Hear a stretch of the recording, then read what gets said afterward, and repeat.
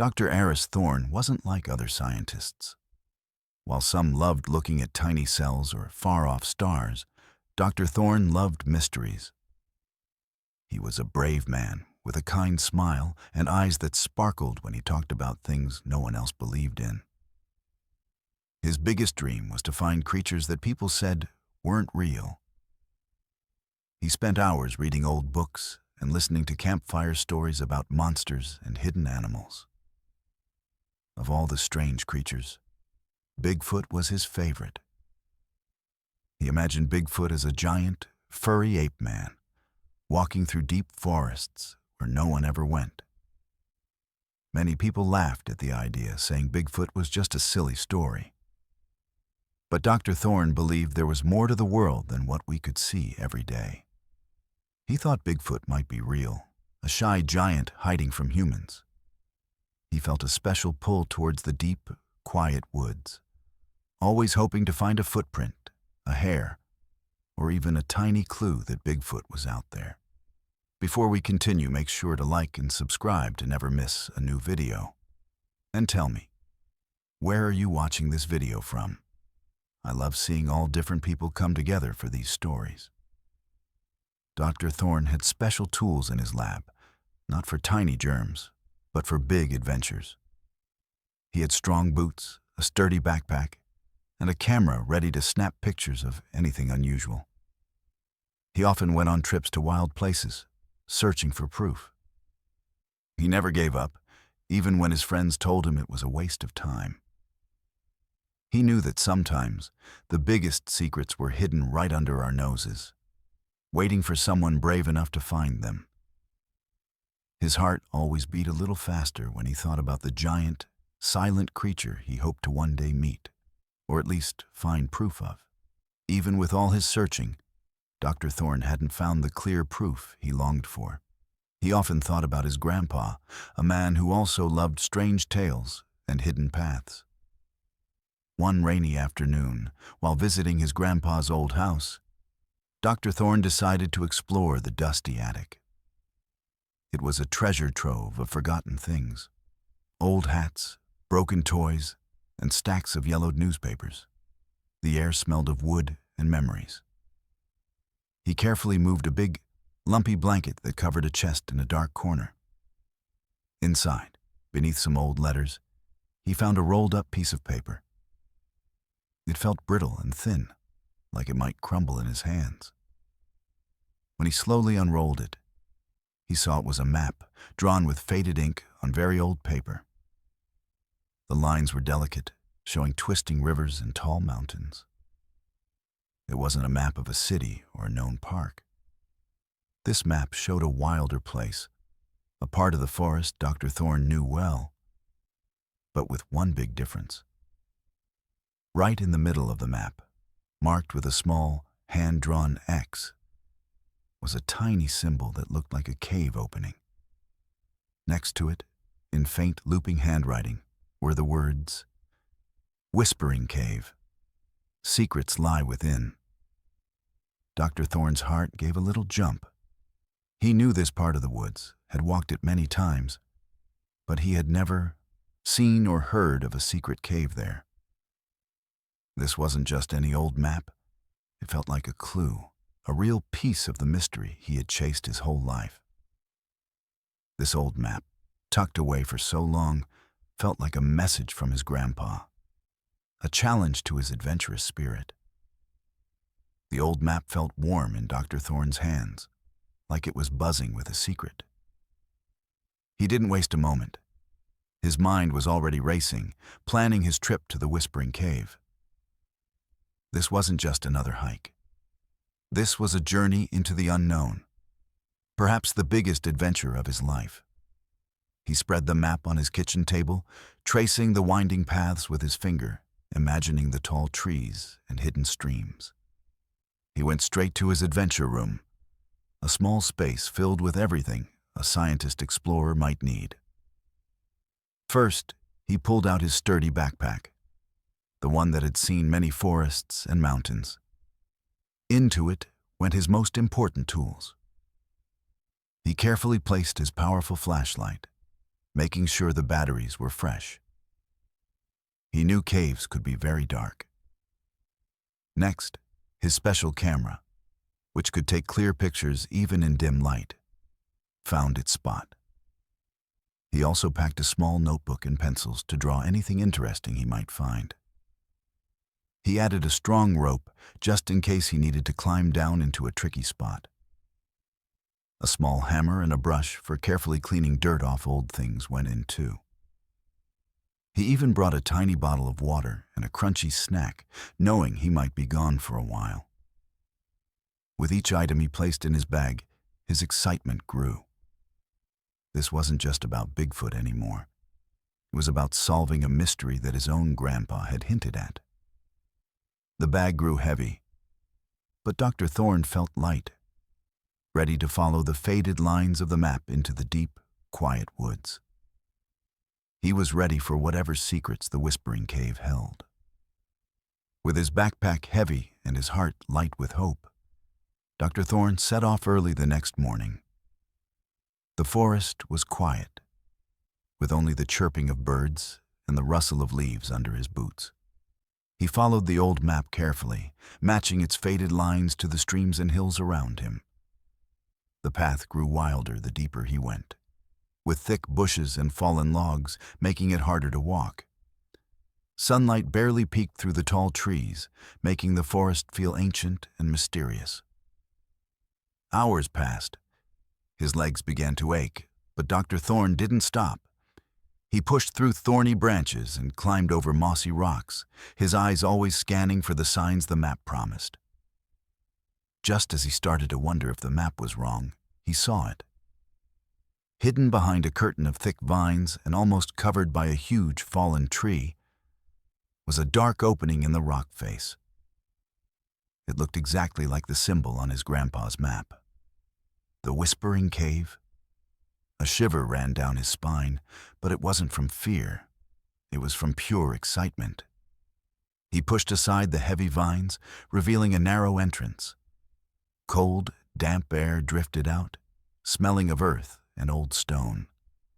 He clicked on his powerful flashlight, sending a beam of light into the darkness.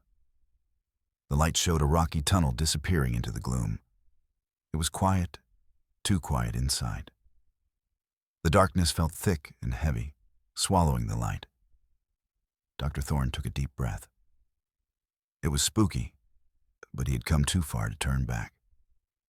This was it, the moment he had waited for. Dr. Thorne stepped into the cave, his flashlight beam dancing ahead of him. The air grew colder, and the silence was so deep he could hear his own heart thumping. Water dripped somewhere far off, making tiny echoes. He walked carefully, his boots crunching on loose rocks, deeper and deeper into the earth. The tunnel twisted and turned, sometimes opening into small rooms, sometimes narrowing so much he had to squeeze through. He checked his map often, making sure he was going the right way. After what felt like a very long time, the tunnel opened into a much larger space. His flashlight swept across the high ceiling and rocky walls. Then the beam stopped. On the dusty cave floor, piled in a heap, were bones. Not small bones like a deer or a bear, but huge bones. Dr. Thorne felt a gasp catch in his throat. He walked closer, his feet moving slowly, as if he were in a dream. He knelt down, shining his light on a massive skull. It was bigger than any ape skull he had ever seen in a museum. The teeth were large and flat, like those of an animal that ate plants. But the jaw was incredibly strong. There were long, thick leg bones and broad, flat ribs that would have belonged to a very powerful chest. These bones were too big for any animal known to live in these woods today. They looked exactly like what he had always imagined. The bones of a giant ape. The bones of Bigfoot. His hands trembled as he touched a huge knuckle bone, smooth and cold from being hidden away for so long. This was it. Real proof. Dr. Thorne knelt among the giant bones, his mind buzzing with a mix of disbelief and triumph. This was more than he had ever hoped for. He took a deep breath, reminding himself to be a careful scientist, even with such an amazing find. He pulled out his camera, making sure the flash was ready. Click! He took a picture of the whole pile, then zoomed in on the huge skull, capturing every curve and shadow. Click! He took photos from different angles, making sure to show just how big each bone was. Next, he pulled out his small brush and hammer. Very gently, he brushed away dust and tiny bits of rock from a piece of a leg bone. He didn't want to damage anything. With a tiny hammer, he carefully tapped off a small, loose fragment from the edge of a bone. He put this precious piece into a clean, small plastic bag, making sure to write down exactly where he found it in his notebook. He took another tiny sample from a rib, sealing it in its own bag. Each sample was a piece of the puzzle, a part of the story these ancient bones had to tell. He knew these tiny pieces, even more than the pictures, would be the real proof. He would take them back to his lab, where special machines could tell him how old they were and what kind of creature they came from. As he packed his tools away, he looked at the bones one last time. They lay silent and still in the dim light of the cave, waiting for their secret to be fully told. Dr. Thorne felt a deep sense of responsibility. He was now the keeper of this incredible discovery. The journey back from the cave felt longer, but Dr. Thorne's steps were light with a new purpose. He couldn't wait to get to his lab. The moment he arrived, he carefully unpacked the small bags holding the bone fragments. His lab was a cozy space filled with books, maps, and all sorts of scientific tools. He put the bone pieces under his most powerful microscope. He peered into the eyepiece, adjusting the focus with steady hands. The tiny sliver of bone, barely bigger than a grain of rice, now looked like a rocky landscape. He could see tiny channels and patterns, the inner workings of something that had once been alive. He took notes, drawing what he saw, comparing it to pictures of known animal bones. Everything about these samples was unique. They didn't quite match any ape or human bone he had studied before. Then, Dr. Thorne used a special machine to test how old the bone pieces were. This machine could tell him how many thousands of years had passed since the creature had lived. He waited, tapping his fingers softly on the table, his breath held tight in his chest. The numbers slowly appeared on the screen. His eyes widened.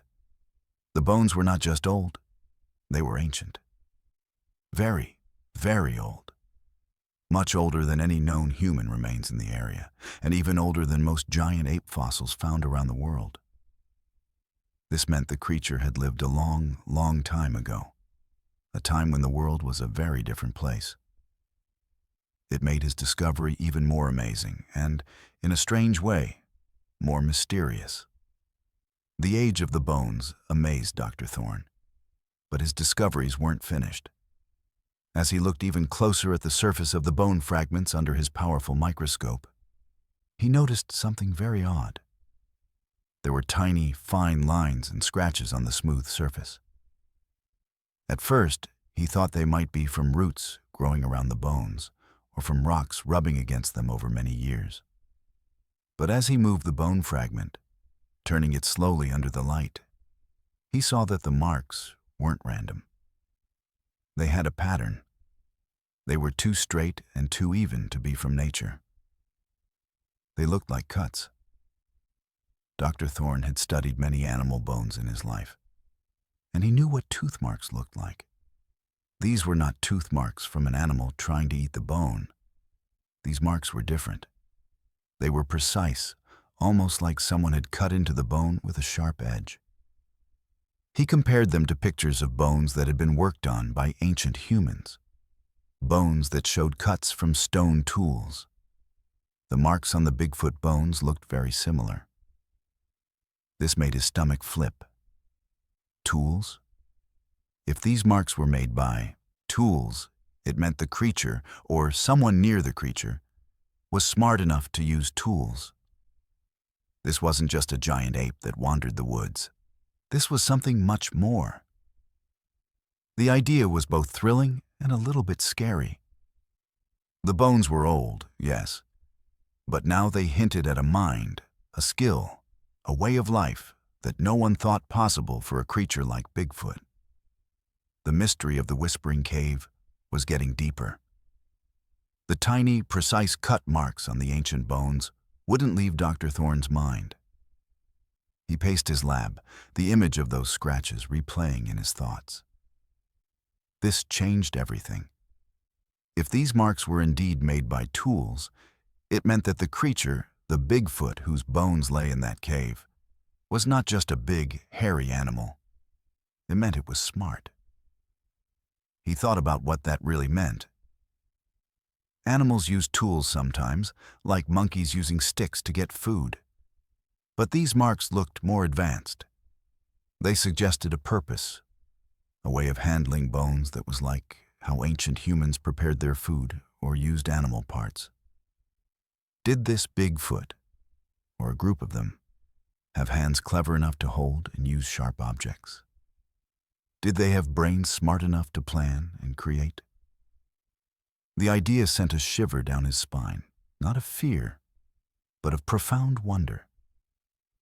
Could Bigfoot be more than a missing link? Could it be a hidden branch of intelligent beings living secretly alongside humans for thousands of years? The thought was huge, almost too big to grasp. It challenged everything he, and all scientists, thought they knew about human history and the creatures of the world. This wasn't just finding a rare animal. This was finding evidence of a whole new kind of intelligent life, hidden in plain sight.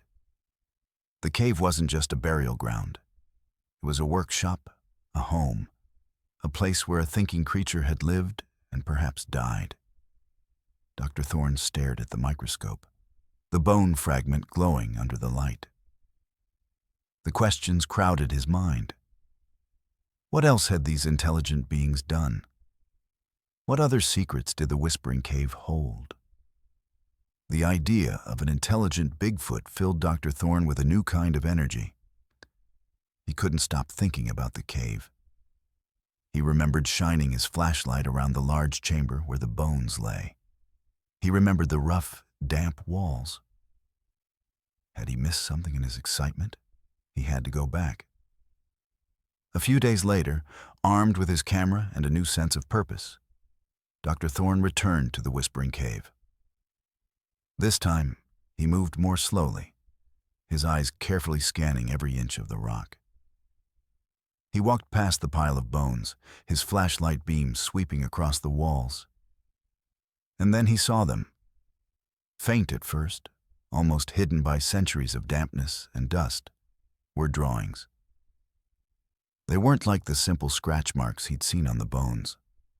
These were pictures, drawn with a dark, earthy pigment on the smooth parts of the cave wall. His heart pounded as he shone his light directly on them. The drawings showed tall, human-like figures, but they were covered in thick hair. Their bodies were strong and bulky, just like he imagined Bigfoot to be. What truly caught his eye were their faces, especially their eyes. They were drawn big and round, almost glowing, giving the creatures a look of deep thought and knowing. He took many pictures, his camera clicking softly in the silent cave. These drawings were proof that someone, or something, had lived here and thought enough to tell stories on the walls. And the creatures in the drawings looked exactly like the Bigfoot he had always dreamed of finding. This wasn't just a burial site. It was a gallery, a record of a hidden people. The cave drawings were more than just pictures of hairy figures. They told a story. Dr. Thorne leaned closer, tracing the faded lines with his finger, his flashlight steady. One drawing showed a group of these tall, furry creatures gathered around a small, flickering fire. Tiny red and orange marks showed the flames, and the figures seemed to be warming their hands or cooking something over it. This was a huge discovery. Building and controlling fire is a very clever thing to do. Animals don't build fires. Another drawing showed several of the creatures standing together, pushing a large, heavy rock. Their big, muscular bodies were clearly working as a team. Some were shown holding long sticks, perhaps for hunting or digging. In one corner, a few figures sat close, seemingly talking or teaching a smaller, younger figure. These weren't just random acts. These pictures showed thoughtful actions, cooperation, and even teaching. Dr. Thorne felt a wave of awe wash over him. These drawings didn't just show that Bigfoot existed. They showed that Bigfoot lived in a society. They had culture. They built, they cooked, they worked together, and they passed on knowledge. This was the behavior of intelligent beings, not just wild animals. The tool marks on the bones suddenly made even more sense. A creature that could build a fire and work with others would certainly be capable of making and using tools. The cave was a window into a hidden world, a world where Bigfoot was not a monster, but a people. The secrets of the Whispering Cave were truly astonishing. Standing in the ancient cave, surrounded by the powerful drawings, Dr. Thorne felt a jolt of understanding. It wasn't just the bones, or the tool marks, or even the pictures of hairy figures. It was all of it together.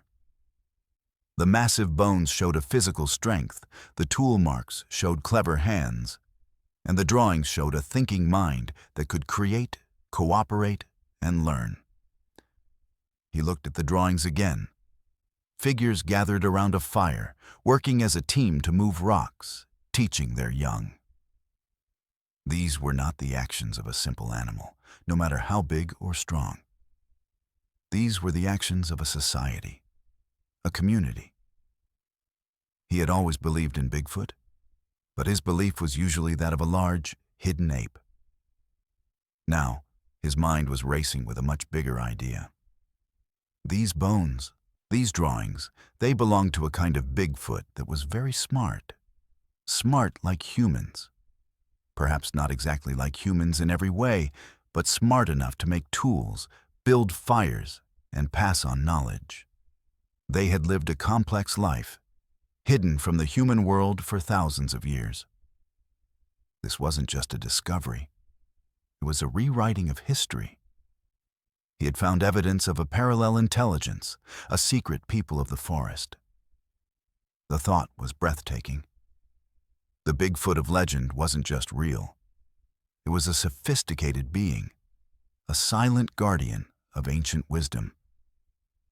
The implications of this realization were enormous, making the world suddenly feel much bigger and more mysterious. The realization that Bigfoot was an intelligent, ancient people made Dr. Thorne's head spin. He walked out of the cave, leaving the silence and the secrets behind. But his mind was still racing. The forest around him, which once felt familiar, now seemed to hold a deeper mystery. Every rustle of leaves, every distant snap of a twig made him pause and listen. This idea was incredibly exciting. It meant the world was far more amazing than anyone knew.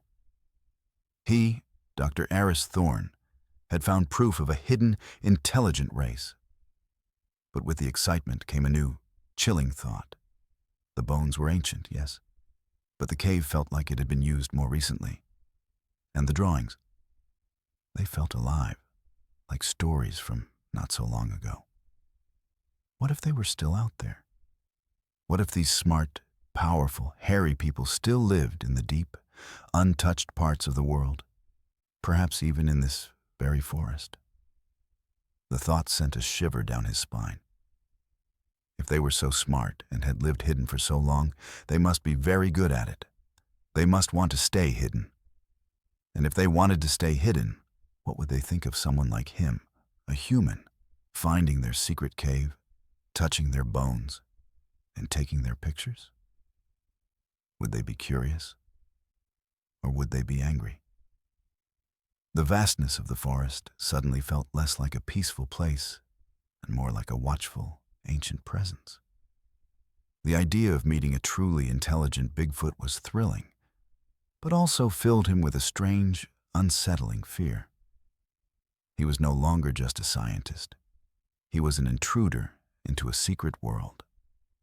Even with the unsettling thought of being watched, Dr. Thorne knew he couldn't keep this monumental discovery to himself.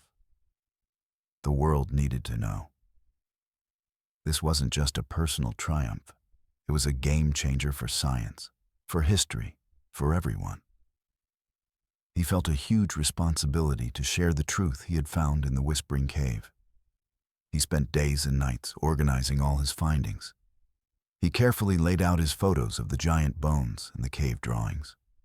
He prepared his microscope slides of the bone fragments and wrote down all his notes about the tool marks and the ancient age of the samples. He practiced what he would say, making sure his words were clear and his evidence strong. He knew many scientists would be doubtful, even laugh at him, because the idea of an intelligent Bigfoot was so unbelievable. But he had the proof.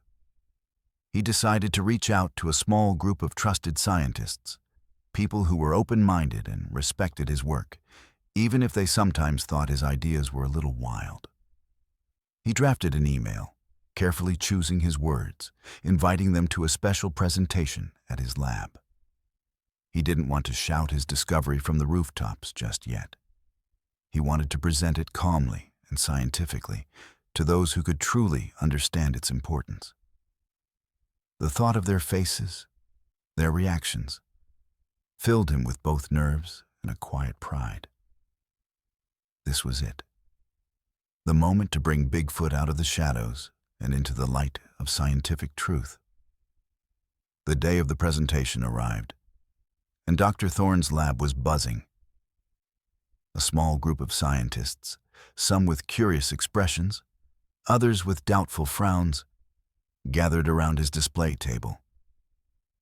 He cleared his throat, took a deep breath, and began to speak, his voice filled with passion as he told the story of the old map, the hidden cave, and the giant bones. He showed them the stunning pictures of the massive skull and the long leg bones. Then he passed around the tiny, ancient bone fragments, inviting them to look under the microscope to see the unique patterns and the unmistakable tool marks. He presented the age of the bones, showing how incredibly old they were. Finally, he projected his photographs of the cave drawings onto a screen, showing the hairy figures building fires, hunting, and working together. Silence filled the room when he finished. Then the questions began. Dr. Elena Reyes, a famous archaeologist known for her open mind, leaned forward, her eyes wide. "Aris," she breathed, "this is extraordinary. The evidence is compelling." She was excited, seeing the possibility of a huge new discovery. Other scientists nodded, murmuring with interest, their doubts slowly turning into wonder as they saw the clear proof. But not everyone was convinced. Dr. Finch, a scientist who liked to stick to what was already known, shook his head. "It's too much, Thorne," he said, his voice firm. "Bigfoot? Intelligent? These could be anything. Odd rock formations, natural scratches, misinterpreted drawings. It's simply too strange to be true." Another scientist agreed, saying, "Where are the living ones? If they're so smart, why haven't we found them?" The room filled with a mix of excitement and disbelief. Dr. Thorne knew it wouldn't be easy to convince everyone, but he was ready to try. Dr. Thorne patiently answered questions, trying to address every doubt. He picked up one of the large photographs, a close-up of the immense skull. "Look at the size," he urged, "the shape. It's unlike anything we've ever catalogued in this region, or indeed in modern history." He then passed around a magnified image of the bone fragment with the tool marks. "These aren't natural," he explained, pointing to the fine lines. "They show clear signs of being cut, deliberately, by a sharp edge. This implies intelligence, not just instinct." He moved to his microscope, inviting Dr. Reyes and others to peer into it themselves. "See the cellular structure," he instructed, "and compare it to known primate and hominid samples. It's distinct, ancient, and undeniably advanced." He showed them the results of the dating tests, the numbers glowing on the screen, proving the bones were thousands of years old. Finally, he displayed the cave drawings once more. "These are not random scribbles," he stated, his voice ringing with conviction. "They depict social interaction, tool use, the control of fire. These are narrative elements, stories told by a thinking people." He pointed to the large, thoughtful eyes in the drawings. "They are not mere animals. They are artists, builders, teachers." Dr. Finch still looked unconvinced, but Dr. Reyes and a few others were clearly moved. They began to whisper excitedly, their earlier doubts fading as the weight of Dr. Thorne's evidence grew. He knew it was a huge claim, but the proof was right there, laid out for all to see. The pictures, the bone pieces, the drawings, each one a piece of the amazing, unbelievable truth. Even after the presentation, with some scientists still unsure, Dr. Thorne felt a strange mix of triumph and unease. He knew his evidence was strong, but the thought he'd had in the cave lingered. What if they were still out there? That night, back in his quiet home lab, the question felt closer than ever. It was late, the house was dark, and a soft rain tapped against the windows. Dr. Thorne was reviewing his notes, the glow of his desk lamp the only light. Suddenly, a sound broke the peaceful quiet. Thump, thump. It was heavy, rhythmic, coming from outside his lab window. He froze, his pen hovering over his notebook. It wasn't the wind, nor was it the rain. This was distinct. Thump, thump. Closer now, just beyond the glass. It sounded like footsteps, but too heavy, too deliberate for any animal he knew. It wasn't human either. Humans don't walk with such a deep, shaking thud. It reminded him of the silent, powerful presence he had felt in the deep forest near the cave. His heart began to pound a little faster. He slowly turned his head, his eyes fixed on the window. The curtains were drawn, hiding whatever was outside, but he could feel its presence. The heavy thuds continued for a few more moments, then slowly faded away into the wet night. He held his breath, listening until the only sound was the rain once more. Was it just his imagination, playing tricks on him after a day of big discoveries? Or was something truly out there, something that knew about his work, something that had come to his window? The excitement of discovery was quickly mixing with a cold, creeping fear. The heavy thuds outside his lab window faded, leaving Dr. Thorne in a silence that felt even louder than the noise. His heart was still racing. He slowly pushed back his chair, the squeak sounding very loud in the quiet room. He walked to the window, his hand shaking slightly as he reached for the curtain. He knew he might see nothing, or worse, see something that would truly scare him. He pulled the curtain back just a tiny bit, peeking through the narrow gap. Outside, the rain was still falling, making the leaves on the trees shimmer. The yard was dark, lit only by the faint glow of his lab light from within. He scanned the bushes, the shadows beneath the tall oak tree, and the path leading to his back door. Nothing. Absolutely nothing. No big, hairy shape, no glowing eyes, no hint of what had made those heavy, purposeful steps. He let out a slow breath he hadn't realized he was holding. Was it just his mind playing tricks?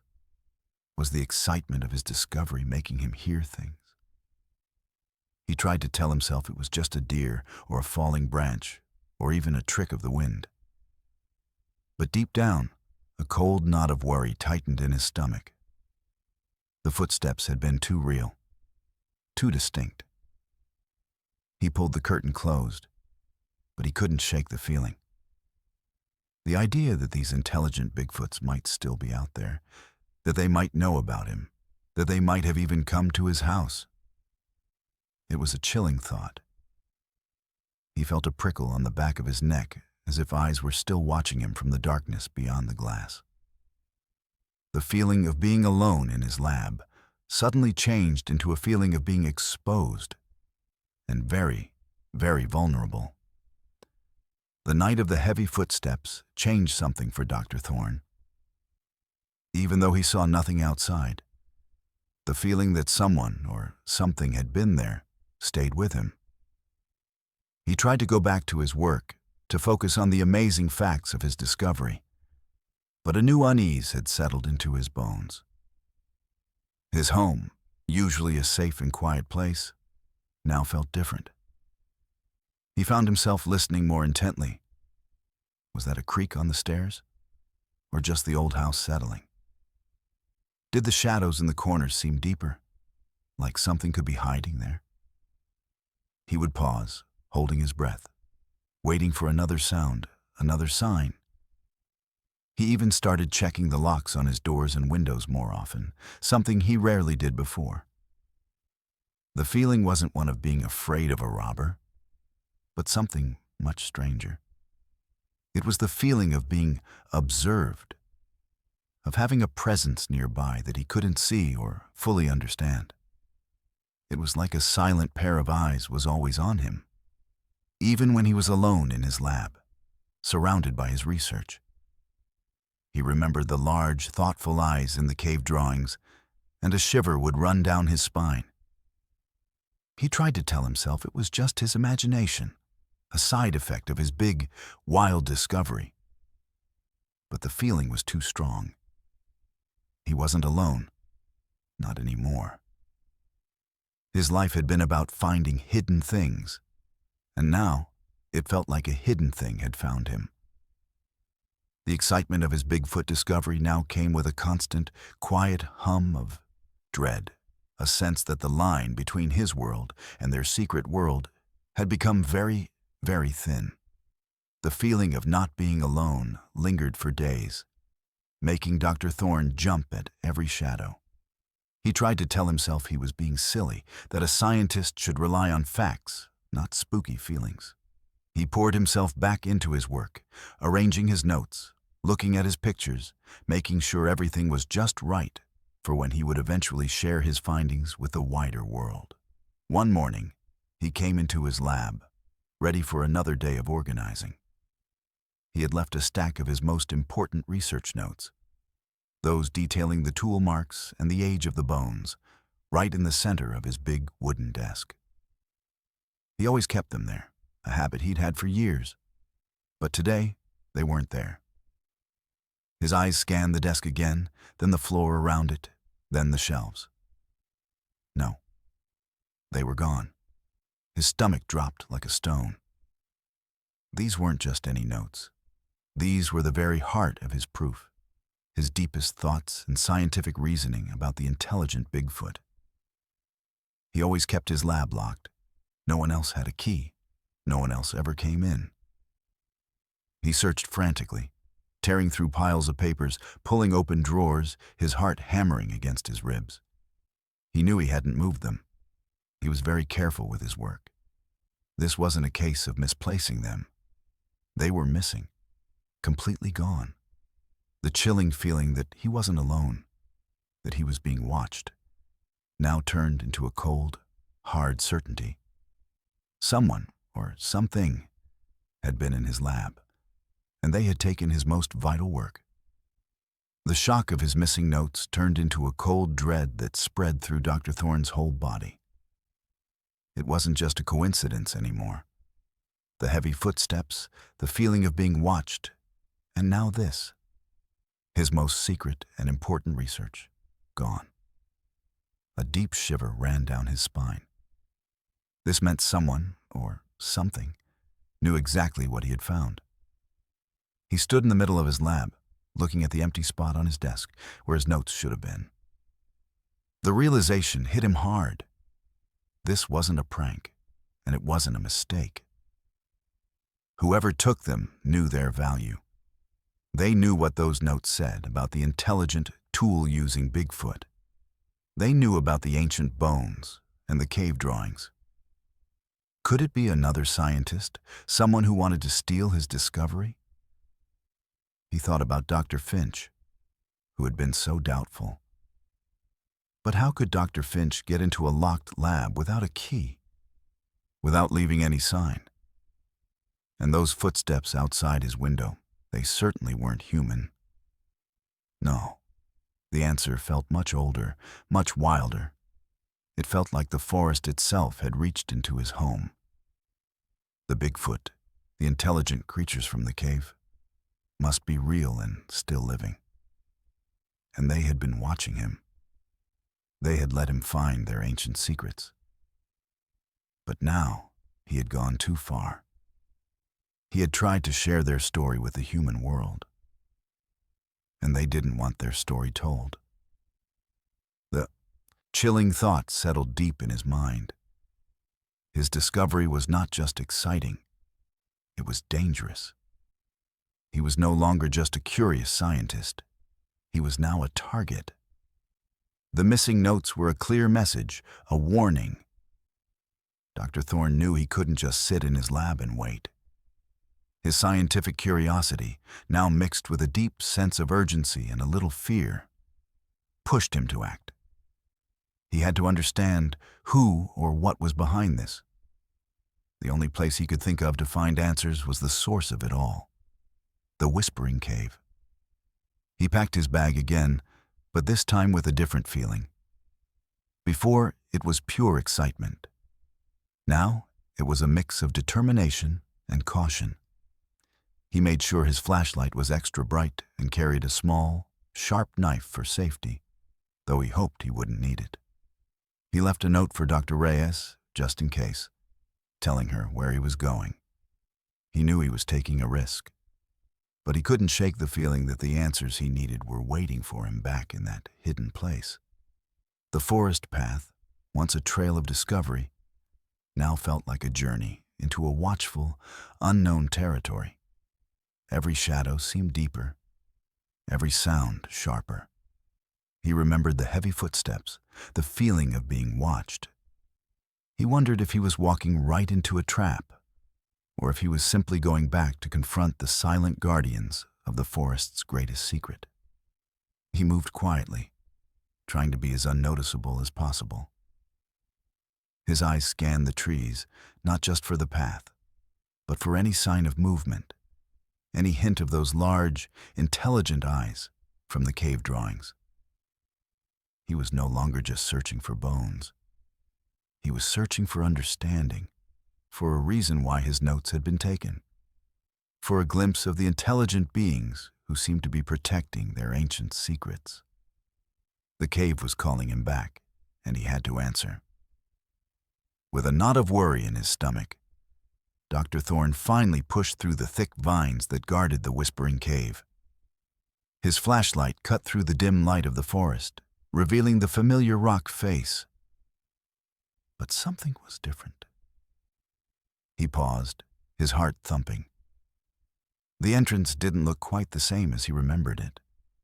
The large fallen tree that partly covered the cave mouth, the one he had climbed over to get in before, was now shifted. It looked like it had been pushed back a little, making the opening wider. The heavy vines, which had been tangled and thick, seemed to be neatly parted, almost like a curtain that had been pulled open and then carefully placed back. It wasn't natural. Something strong had been here. He walked closer, his boots crunching softly on the fallen leaves. He ran his hand over the bark of the fallen tree. He felt fresh scrapes, like something rough and heavy had rubbed against it very recently. This wasn't just the forest moving things around. This was deliberate. This was a sign.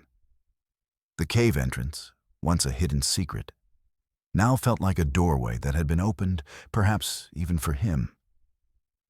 A shiver ran through him. Had they been here? The intelligent beings from the drawings? Had they moved the tree?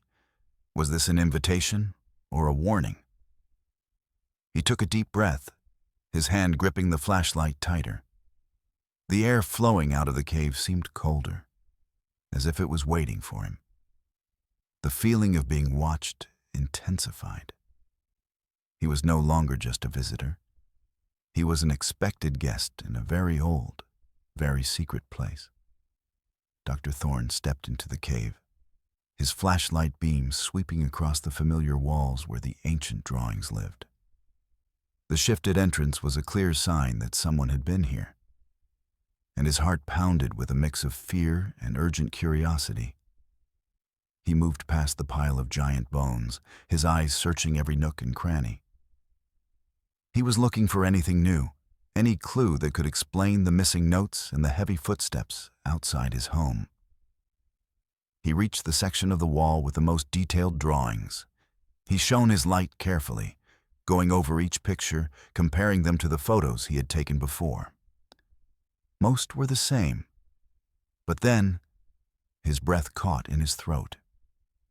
Right next to a drawing of a Bigfoot figure tending a fire, there was a new addition. It was a fresh drawing, clearly made recently, using the same dark pigment as the older ones. But this picture was different. It showed a figure that was not hairy. It was a human figure, wearing clothes and holding something up to its face. The shape was unmistakable. A camera. And the figure itself, with its short hair and sturdy build, looked exactly like him, Dr. Aris Thorne. His hand trembled, and the flashlight beam wavered. He stared at the drawing, a cold dread seeping into his bones. They hadn't just been here. They had been watching him. They had seen him with his camera, taking pictures of their secrets. The new drawing was a message, clear as day. It meant they knew who he was and what he was doing. The cave was no longer just an ancient site. It was a place where he was being observed, recorded, and perhaps even judged. The drawing of himself, holding a camera, was already a shocking sight. But as Dr. Thorne's flashlight beam moved just a little, revealing more of the new drawing, his blood ran cold. The picture wasn't just of him. It showed the human scientist, his painted figure looking small and out of place, being watched.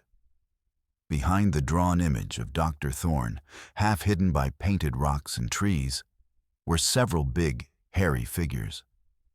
Their large, round eyes, just like in the older drawings, were fixed on the scientist. They weren't angry or threatening, but they were definitely watching. One figure was slightly taller than the others, its gaze seeming to follow him, even from the cave wall. This wasn't just a message that they knew he was there. This was a clear statement that they had been observing him.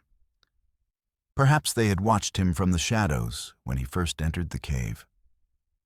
Perhaps they had followed him back to his home, making those heavy footsteps outside his window. The missing notes suddenly made terrifying sense. They hadn't just taken them. They had come into his home, seen his work, and left him this silent, powerful warning. Dr. Thorne felt a deep, chilling understanding. These creatures weren't just ancient beings from the past. They were a living, present intelligence. They were aware, and they had a clear message for him. We see you.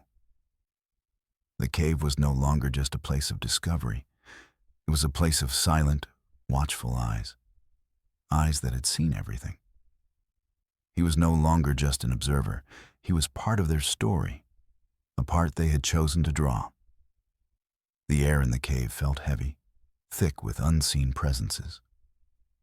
Staring at the drawing of himself, being watched by the big, hairy figures, Dr. Thorne felt a deep, chilling understanding click into place. It was no longer a theory, a hopeful wish, or even a scary thought. It was a fact. The creatures in the cave drawings were not just ancient myths or long-dead beings. They were real.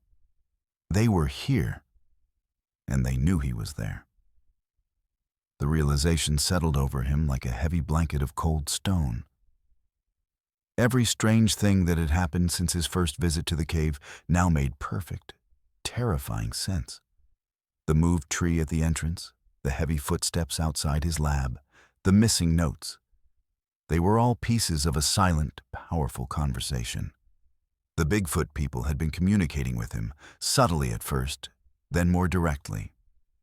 He had believed in Bigfoot as a hidden animal, then as an intelligent, ancient people. Now, he faced the undeniable truth. They were a living, present, intelligent society that knew his every move. His discovery wasn't just about bones and drawings. It was about stepping into a living, breathing, secret world. A world that was aware of him. He was in their home, a place they had chosen to share their story, but only on their terms. The drawings of them watching him were a sign of their presence, their intelligence, and their message. He had looked for Bigfoot for so long, and now Bigfoot was looking back. This wasn't just a haunting. It was a profound, life-altering connection with a hidden civilization. The chill of the cave air matched the cold dread in Dr. Thorne's heart as he looked at the drawing. But mixed with that fear was an intense, dizzying wonder. For years, Bigfoot was a dream, a whispered story, a creature he hoped to prove existed as a large, unknown ape.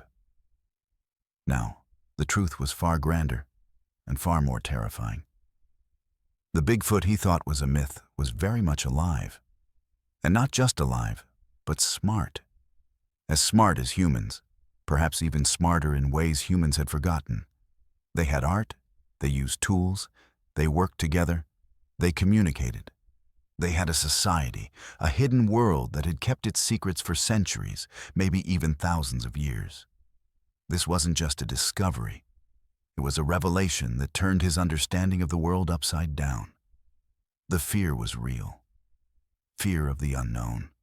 Fear of what these powerful, intelligent beings might do to protect their secret. They had already shown they could enter his home, take his notes, and leave him a message. But the wonder was just as strong.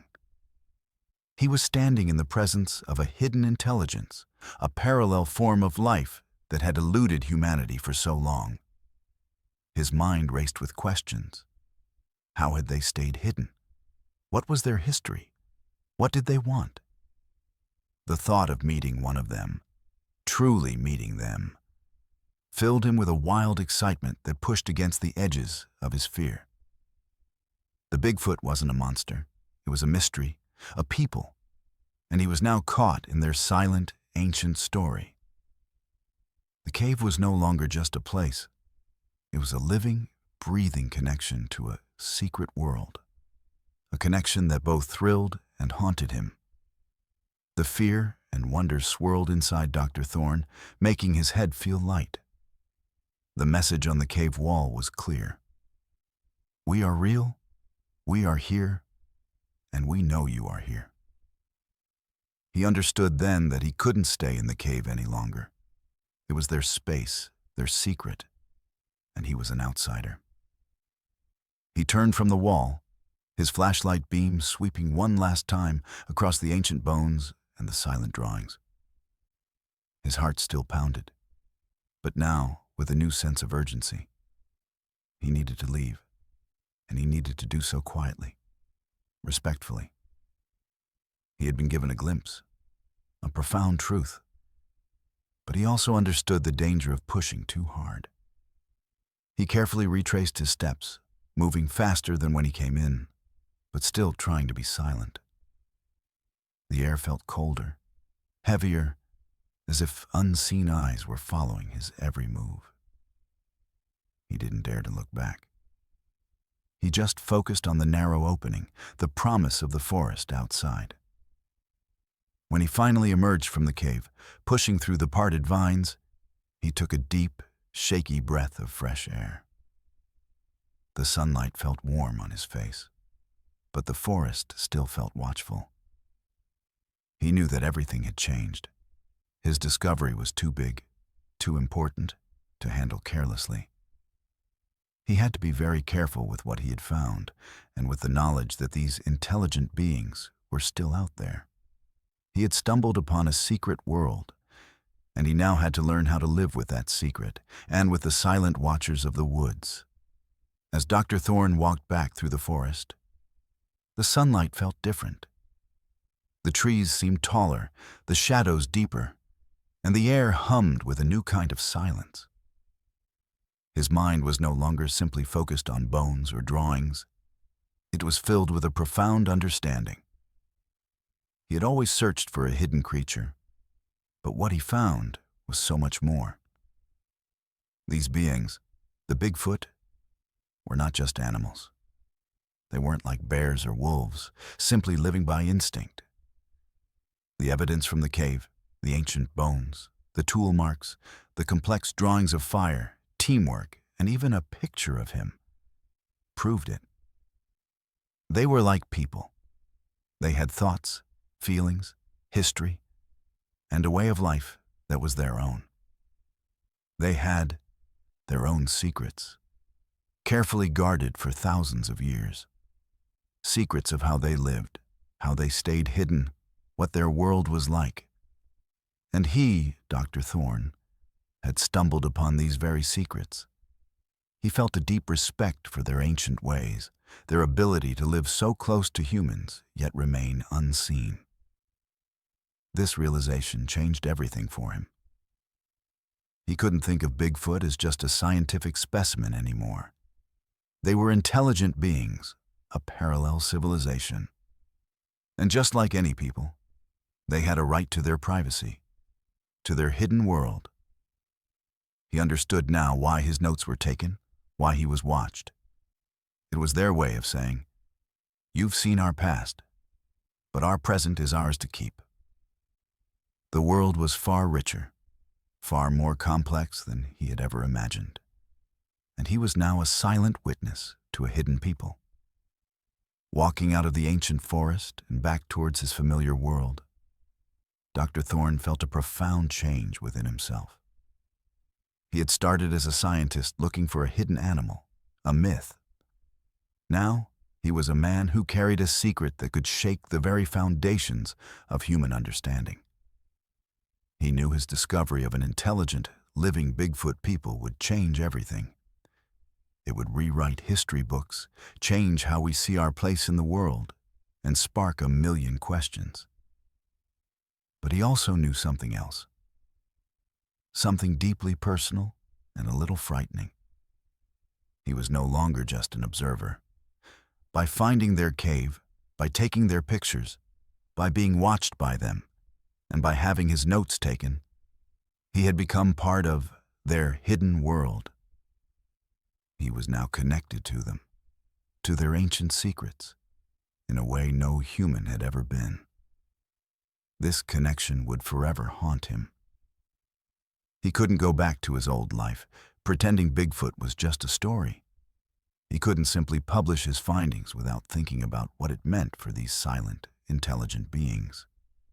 He had a choice to make: to reveal their existence to a world that might not understand, or to protect their secret, just as they had protected it for so long. The weight of this choice was heavy, heavier than any backpack he had carried. The forest, once a place of hopeful adventure, was now a place of silent watchers and profound responsibility.